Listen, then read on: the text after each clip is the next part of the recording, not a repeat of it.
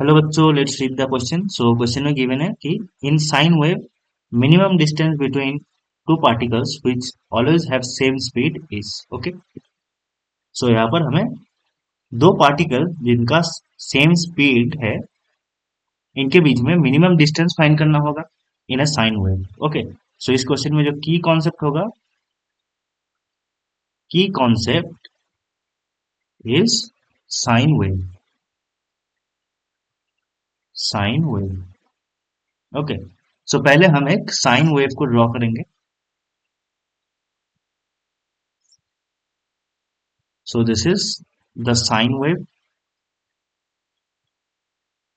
Okay. Now यहाँ पर node कहाँ पर है?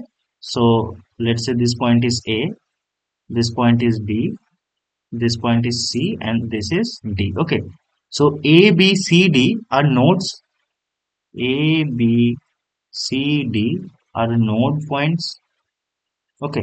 And we know that velocity at node is equals to 0. ठीक है, तो हम मान लेते हैं कि वो जो दो पार्टिकल्स है वो नोड पे है। ठीक है, सो लेट्स से कि पहला जो पार्टिकल है वो ए पॉइंट पर है, that is in the node, and second जो पार्टिकल है वो बी पॉइंट पर है। ठीक है, we know that at nodes the velocity is always zero, that means particle one and particle two के बीच में ऑलवेज सेम स्पीड रहेगा, दैट इज जीरो। ठीक है, सो इनके बीच में मिनिमम डिस्टेंस को मान लेते हैं ए। ओके, सो ये डिस्टेंस भी ए हो जाएगा। Now we know that from the picture you can say that 2 into a is equals to lambda. ठीक, because lambda is a distance for a complete cycle. This is lambda.